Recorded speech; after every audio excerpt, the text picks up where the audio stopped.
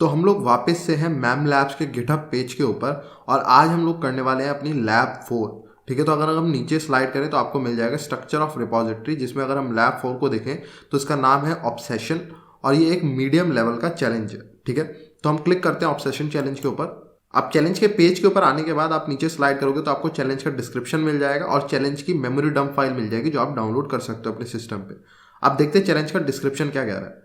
My system was recently compromised. The hacker stole a lot of information, but he also deleted a very important file of mine. I have no idea of how to recover it. The only evidence we have at this point of time is this memory dump. Please help me. ठीक है, तो यहाँ पे हम लोगों को hint दी गई है एक, जो कि ये बोला गया है कि हमारी हैकर ने कॉम्प्रोमाइज़ कर दिया सिस्टम को और मेरी एक इंपॉर्टेंट फाइल डिलीट कर दी है, मेरे को उसको रिकवर करना है। तो यहाँ पे हिंट क्या है कि हम लोगों को एक डिलीटेड फाइल को रिकवर करना है। मेन जो हिंट दी गई है कि डिलीटेड फाइल है। ठीक है, तो वो नॉर्मल फाइल नहीं। अभी तक आपने देखा होगा कि हम फाइल ढूंढ रहे थे, फाइल स्कैन की मदद से डंप भी कर रहे थे, लेकिन वो सारी फाइल क्या थी, वो कैश में पड़ी हुई थी या वो फाइल ओपन थी रैम में करंटली, तो हम डंप कर पाते। लेकिन डिलीटेड फाइल का सीन बदल जाता है, वो इतना सिंपल नहीं होता है ना। तो वो हम समझेंगे कि डिलीटेड फाइल इस वीडियो में कैसे डील करते हैं। जो फाइल डिलीट हो जाती है तो वो कैसे ढूंढी जाती है, क्या कॉन्सेप्ट होता है उसका, वो पूरा आपको इस वीडियो में आज समझ आएगा। ठीक है, अब यहाँ पे नोट क्या कह रहा है, this challenge is composed only of one flag. The flag format of this lab is in CTF some lead string. ठीक है, तो एक ही फ्लैग है इसमें और कुछ नहीं है। वो जो डिलीटेड फाइल है ना, उसके अंदर ही हमारे को अपना फ्लैग मिल जाएगा। बहुत सिंपल सा चैलेंज है। बस इसमें मेन हमारे को ये चैलेंज बनाया किस लिए है कि हमारे को कॉन्सेप्ट सिखाने के लिए कि कैसे आप डिलीटेड फाइल्स को रिकवर कर सकते हो यूजिंग वॉलेटिलिटी। ठीक है, तो स्टार्ट करते हैं अपने चैलेंज को करना। तो मैंने मेमोरी डंप वाली फाइल को डाउनलोड कर लिया, आप लोग भी अपने सिस्टम पे कर लेना। बिल्कुल सिंपल, वॉलेटिलिटी -f देंगे, उसके बाद फाइल का नेम देंगे, उसके बाद इमेज इन्फो कमांड देंगे ताकि हमारे को इस मेमोरी डंप की इन्फॉर्मेशन पता चल जाए कि ऑपरेटिंग सिस्टम है, आर्किटेक्चर है, वर्जन है, सर्विस पैक क्या है, वो सारी इन्फॉर्मेशन हमारे को निकल के आ जाए। अब जो इसकी सजेस्टेड प्रोफाइल है वो वही सारी है, Windows 7 service pack 1 64 bit, service pack 0 64 bit. ठीक है, या फिर विंडोज सर्वर 2008। सबसे पहले हम यही वाली ट्राई करेंगे। अगर इसमें कोई दिक्कत आएगी देन हम सेकेंड वाली पे जाएंगे। अब बिल्कुल सेम कमांड रहेगा, -- ठीक है, उसके बाद अपनी प्रोफाइल दे देंगे इक्वल्स टू में और उसके बाद हम यहाँ पे दे देंगे PS लिस्ट, यानी कि सारे प्रोसेसेस की लिस्ट दिखाओ जो जो रन कर रहे हैं। एंटर मारते हैं इस पर।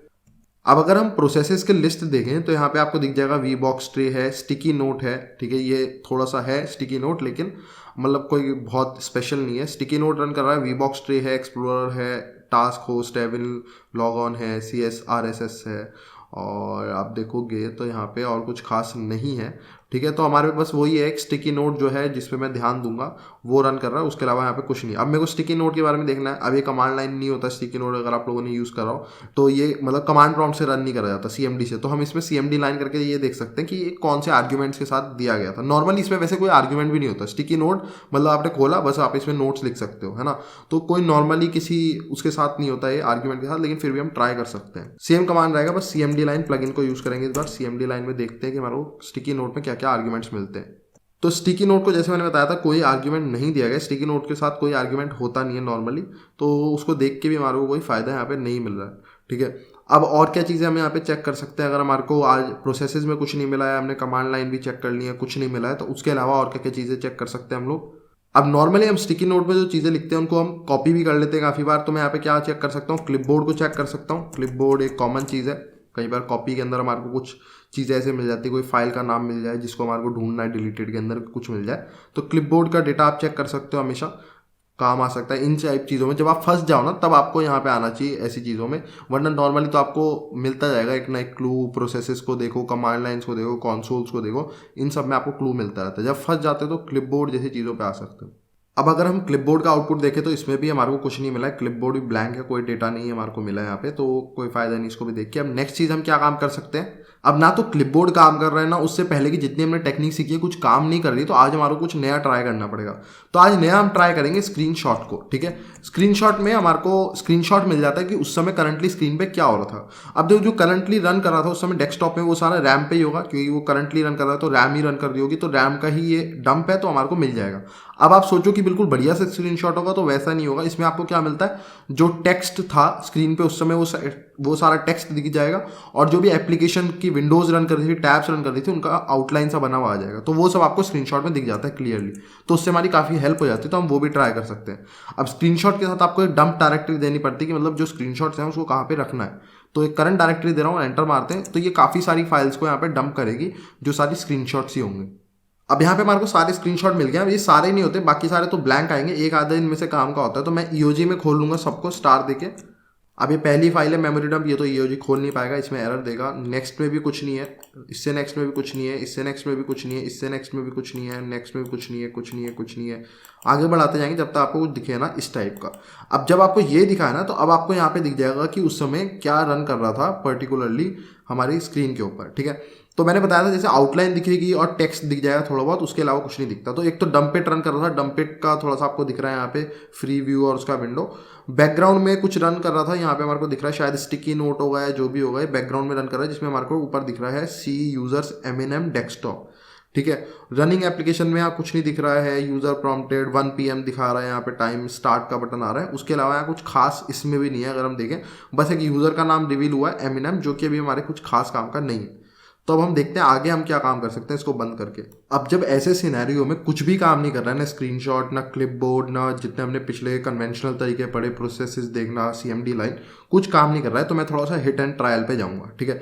तो मैं क्या काम करूंगा, मैं एक फाइल स्कैन लूंगा पूरे सिस्टम का। तो यहाँ पे हम करते हैं फाइल स्कैन, और इसमें मैं यहाँ पे क्या काम करूंगा, grep-i, उसके बाद यहाँ पे हम दे देंगे यूजर्स के अंदर की जितनी फाइल्स हैं, तो यूजर्स दे देंगे, ठीक है। अब मैंने यहाँ पे डबल बैकस्लैश इसलिए लगाए, नॉर्मली विंडोज के पाथ में यहाँ पे आपको देखते हो कि एक सिंगल बैकस्लैश होता है, लेकिन ग्रैप में अगर आप डबल दोगे तभी ये काम करेगा, वरना आपको एरर मिल जाएगा। तो यहाँ पे अगर आपको सिंगल बैकस्लैश देना होता है तो डबल देना पड़ता है ग्रैप के अंदर, ठीक है। तो यहाँ पे इसलिए मैंने डबल दिया। उसके बाद मैं यूजर्स के फोल्डर के अंदर जितनी भी यूजर्स होते हैं ना, फोल्डर सी यूजर्स, उसके अंदर की जितनी भी फाइल्स हैं वो सारी डंप कर रहा हूँ। उसके अंदर भी मैं ग्रैप करूंगा, ठीक है, क्योंकि बहुत सारी बेकार फाइल भी आएंगी। तो मैं क्या ग्रैप करूंगा, मेन एक्सटेंशंस को, JPEG, उसके बाद बैकस्लैश और उसके बाद पाइप का साइन दूंगा, JPG दे देंगे, बैकस्लैश और पाइप का साइन देंगे, PNG दे देंगे, बैकस्लैश और पाइप का साइन देंगे। इसके बाद हम दे सकते हैं यहाँ पे TXT फाइल, बैकस्लैश और पाइप का साइन देंगे, पाई फाइल दे सकते हैं, बैकस्लैश और पाइप का साइन देंगे, और EXE। मेरे ख्याल से ये सारे मेन एक्सटेंशंस मैंने कवर कर लिया, और एंटर मारते हैं। अब जैसे अभी भी आपको एक एरर सा दिख रहा हो यहाँ पे, ट्रेलिंग बैकस्लैशेस, इसको ठीक करने के लिए आप क्या काम कर सकते हो, ये जो यहाँ पे डबल कोट्स है ना यहाँ पे ग्रैप के अंदर, इनको सिंगल में कन्वर्ट कर दो तो एरर नहीं आएगा। ये इसी चक्कर में आता है कि डबल कोट्स जो होते हैं ना, बैक स्लैशेस को बड़े अजीब तरीके से लेते हैं। तो अब हम एंटर मारेंगे तो अब हमारे को कोई एरर यहाँ पे नहीं मिलेगा। तो अब अगर हम इसका आउटपुट देखें तो हमारे को यहाँ पे कुछ फाइल्स मिली हैं। अब इनमें से हमारे को जो थोड़ी सी सस्पिशियस लग रही है ना, जो अजीब सी फाइल्स है वो देखेंगे, बाकी जो कॉमन है उनको ध्यान नहीं देंगे। तो अब आप देखोगे एक यहाँ पे ये बेकार है लॉग फाइल, एक दिख रही है gulf.jpeg, उसके अलावा screenshot1.png, उसके अलावा डंपिट बेकार है, डंपिट बेकार है, wallpaper.jpg बेकार है, एक दिख रही है important.txt, फिर लॉग फाइल है, फिर कोई वॉलपेपर बेकार। तो 3 फाइल्स मुझे दिखी जो शायद से काम की है। एक है gulf.jpeg, एक screenshot1.png और important.txt। तो मैं क्या काम करूंगा, इन तीनों फाइल्स को डंप कर लूंगा, ठीक है। और फिर डंप करने के बाद हम देखेंगे कि यहाँ पे क्या है इन फाइल्स के अंदर और हमारे काम का कुछ है या नहीं है, वो सब हम ध्यान से देखेंगे, ठीक है। तो हम इन तीनों फाइल्स के जो एड्रेसेस हैं उनको कॉपी कर लेते हैं और कॉमा सेपरेटेड में हम लिख देंगे। तो उनको कॉपी कर लेते हैं, यहाँ पे जो एड्रेसेस मिले ये वाला और उसके अलावा हमारा important.txt का ये वाला सेम कमांड रहेगा। फिर आ जाएगा डंप फाइल्स -q में हम तीनों फाइल्स के जो एड्रेसेस हमने कॉपी करे थे वो यहाँ पे पेस्ट कर देंगे, और उसके बाद यहाँ पे आएगा -D और करंट डायरेक्टरी के लिए हम डॉट देंगे, एंटर मारते हैं। तो एक करंट डायरेक्टरी के अंदर तीनों फाइल्स को यहाँ पे डंप कर देगा। तो यहाँ पे इसने तीनों फाइल्स को डंप कर दिया। ls करके यहाँ पे हम देख लेते हैं। तो ls करते हैं, यहाँ पे सिर्फ 2 ही फाइल डंप हुई है। अब एक फाइल यहाँ पे डंप नहीं हुई है, वो डंप क्यों नहीं हुई है, क्योंकि अगर वो एक डिलीटेड फाइल होगी तो वो डंप नहीं होगी, ठीक है। रैम में वो अभी भी दिखा रहा है कि वो सिचुएटेड है इस जगह पे, लेकिन अगर वो डिलीट हो गई होगी तो वो डंप नहीं होगी, और उसी फाइल के हम पीछे हैं। तो 2 फाइल यहाँ पे डंप हुई है, हमारे को पहचानना पड़ेगा कौन सी है वो। अब वो पहचानना बड़ा आसान है, तीनों फाइल के एक्सटेंशन अलग है, तो हम फाइल कमांड से पहचान सकते हैं कि वो कौन सी फाइल मिसिंग है, PNG मिसिंग है, JPEG या TXT। तो मैं फाइल कमांड पे रन करता हूँ, फाइल पे पहले वाली पे रन करते हैं, 22A वाली पे एंटर मारते हैं। ये है JPEG, तो हमारी ये वाली जो है ना gulf.jpg, ये तो बाहर हो गई रेस से। उसके बाद अगली पे आते हैं हम, यहाँ पे ये वाली 22B वाली है ना, B नहीं है सॉरी, यहाँ डी है, तो यहाँ पे एंटर मारते हैं, ये कौन सी है, पीएनजी इमेज डेटा। अब ये भी बाहर हो गई, तो ये दोनों फाइल्स तो यहाँ पे डंप हो गई है, नॉर्मल फाइल्स है, इस पर मैं ज़्यादा ध्यान नहीं दूंगा। एक फाइल डंप नहीं हो पाई है, यानी कि वो डिलीटेड फाइल है, जिसका हमारे को डिस्क्रिप्शन में बताया गया था। तो ये हमारा मेन टारगेट है कि मेरे को इंपॉर्टेंट डॉट टीएक्सटी के अंदर जो डेटा है वो निकालना है। अब ये फाइल डिलीट हो गई है, तो इसका डेटा कैसे निकलेगा ये समझते हैं हम लोग। अब देखो इसको ऐसे समझते हैं, एक सिस्टम के अंदर बहुत सारी फाइल्स होती है, रैम के अंदर ना, चाहे कैश में हो चाहे ओपन फाइल हो, बहुत सारी फाइल्स हो सकती हैं, ठीक है। तो उनकी हमारे को एंट्रीज चाहिए होती है, यानी कि एक इंडेक्स बनाना पड़ता है कि कौन सी फाइल किस एड्रेस पे है, ताकि जब किसी फाइल की जरूरत, अब कैश का मतलब क्या होता है कि एकदम फास्ट स्टोरेज, एकदम काम फास्ट हो, है ना। अब फास्ट कैसे होगा वो हमारे को सोचना है। अगर आप सोचो कि किसी फाइल की लोकेशन मेरे को पता ही नहीं है, तो मुझे पूरे में ढूंढना पड़ेगा कि वो फाइल कहाँ है, तो वो काम को स्लो करेगा। तो कैश क्या काम करता है, एक टेबल बनाता है, ठीक है, टेबल इज लाइक इंडेक्स। तो उसमें वो नाम लिखेगा फाइल का, और देन उसके बाद वो उसका एड्रेस लिखेगा कि कहाँ पे सिचुएटेड है वो फाइल इस पूरे रैम के अंदर, ठीक है। तो हर फाइल का ये बना होता है। अब क्या होता है कि मान लो कोई फाइल डिलीट हो गई, तो वो जो करंट जगह थी ना वहां से तो डिलीट हो गई, लेकिन वो जो मैंने आपको बताया टेबल से अभी भी डिलीट नहीं होती वो। और वो डिलीट होने का ये मतलब नहीं कि वो फाइल पूरी क्लियर हो जाती है, ठीक है। ऐसा नहीं कि आपने कोई फाइल डिलीट मार दी तो वो सिस्टम से या वो रैम से या हार्ड डिस्क से एकदम क्लियर हो जाती है। तीनों में सब में कॉन्सेप्ट यही होता है कि वो फाइल एकदम डिलीट नहीं होती, वो फाइल सेम अपनी जगह पे रहती है, लेकिन वो इनएक्सेसिबल हो जाती है। और कब तक इनएक्सेसिबल रहती है वो, या तो जब तक आप उसे रिकवर नहीं कर देते, या फिर आप अपनी ड्राइव को इतना नहीं भर देते कि वापस जगह नहीं बचती ना हमारी ड्राइव में जब कोई खाली, तो उसी चीज़ को ओवरराइट कर दिया जाता है, ठीक है। समझ रहे हो, मान लो मैंने किसी चीज़ को डिलीट करा, अब उस पर रिकवर का ऑप्शन रहेगा, ठीक है, रिकवर मैं कभी भी कर सकता हूँ।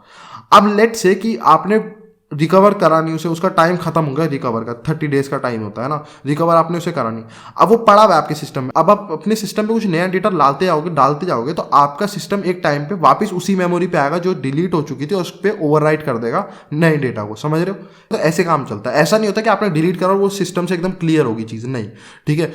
वो चीज़ जब तक आप कोई नया मेमोरी इतनी भर नहीं देती कि वापस वहीं पे आना पड़े ऑपरेटिंग सिस्टम को और उसको ओवरराइट करना ना पड़े, तब तक वो चीज़ वहीं पड़ी रहती है। सेम होता है अगर वो चीज़ वहाँ पे पड़ी है और ओवरराइट नहीं हुई है डिलीट होने के बाद भी, तो वो टेबल के अंदर भी उसकी एंट्री बनी रहती है। अब इस टेबल जिसकी मैं बार बार बात कर रहा हूँ, इसका नाम होता है मास्टर फाइल टेबल, ठीक है। इसको हम कहते हैं एमएफटी टेबल। तो मास्टर फाइल टेबल के अंदर क्या होता है, जितनी भी फाइल्स हैं उन सब का यहाँ पे नाम होता है, एड्रेस होता है। अब जो फाइल डिलीट हो गई है तो वो डिलीट तो हो गई है, लेकिन ये मतलब नहीं है कि वो टेबल से उसकी एंट्री उड़ गई है और उसका डेटा भी गायब हो गया, क्योंकि जब तक ऑपरेटिंग सिस्टम के साथ खाली जगह है वो उसका यूज करता रहेगा। जब वो खाली जगह खत्म हो जाएगी तो फिर जो आपने पहले फाइल्स डिलीट करेगी तब वो उनको ओवरराइट करना शुरू कर देता है। समझ रहे हो कैसे काम चलता है। तो ऐसे यहाँ पे नॉर्मली काम चल रहा होता है। तो अब हम क्या काम कर सकते हैं, इसको मास्टर फाइल टेबल के अंदर, ठीक है, उसके अंदर हम ढूंढेंगे अपनी फाइल को, इंपॉर्टेंट डॉट टीएक्सटी फाइल को। समझ गए। अब वो कैसे करते हैं हम यहाँ देखते हैं। अब यहाँ पे अगर आपको एमएफटी टेबल को डंप करना होता है ना, तो उसके लिए बहुत इजी है। यहाँ पे ऑलरेडी एक प्लगइन आता है जो पूरे एमएफटी टेबल को डंप कर देता है एक मेमोरी डंप के अंदर से, ठीक है। तो उसके लिए यहाँ पे होता है प्लगइन एमएफटी पार्सर, ठीक है। ये क्या काम करता है, जो पूरा एमएफटी डेटा है मास्टर फाइल टेबल, जो कि मैंने गलत लिख दिया है, एमएफटी आएगा, एमएफटी पार्सर, ठीक है। ये क्या काम करेगा, जो मास्टर फाइल टेबल है ना उसको पूरे को डंप कर देगा। अब इसका जो आउटपुट आता है वो बहुत बड़ा आएगा, बहुत ही बड़ा होगा, ठीक है। तो उसको आपको एक फाइल के अंदर लिखना पड़ेगा, जैसे कि एमएफटी डेटा नाम से फाइल एक बना लो, ठीक है, और एंटर मारते हैं। अब इसका जो आउटपुट आने में टाइम लगेगा वो काफ़ी टाइम लगेगा, क्योंकि ये बहुत बहुत बड़ा आउटपुट होता है। अगर आप स्क्रीन पे प्रिंट कराना शुरू कर दो, मान लो आप इसको फाइल में रिडायरेक्ट नहीं करते और स्क्रीन पे प्रिंट कराओगे, तो स्क्रीन पे प्रिंट होता रहेगा 5, 6, 10 मिनट तक ये प्रिंट होता ही जाएगा, बहुत डेटा होता है। तो इससे बढ़िया फाइल में रख दो और देन उसके बाद हम अपनी मेन चीज़ को ग्रैब कर लेंगे, वो ईजी रहता है, ठीक है। तो अब इसका वेट करते हैं। अब इस कमांड का जो आउटपुट है वो पूरा आ गया है, ठीक है। एमएफटी डेटा लिखा गया है पूरा एमएफटी डेटा फाइल के अंदर। अब हम यहाँ पे ग्रैब करते हैं। तो मैं क्या काम करूँगा, कैट एमएफटी डेटा, ठीक है, और इसके अंदर से ग्रैब करेंगे -i important dot TXT file को ग्रैब करते हैं कि इसके अंदर है भी या नहीं। हमारे को हमारी फाइल मिल गई है, users slim shady desktop important dot TXT, उसका पूरा लोकेशन। अभी जो फाइल का नाम होता है ना उस पूरे टेबल के अंदर, ये सबसे पहली चीज होती है, ठीक है। तो इसके बाद होगी इससे रिलेटेड सारी चीजें। तो मैं क्या काम करूंगा, सेम कमांड वापस लाएंगे जो पिछला लिखा था, इसमें -A ऑप्शन यूज करूंगा। -A हो गया आफ्टर, यानी कि जो आप चीज ग्रैब कर रहे हो उसके बाद की 10 लाइनें या 20 लाइनें 30 लाइनें, तो मैं 30 लाइन्स उसके बाद की मुझे और दिखाओ, ठीक है।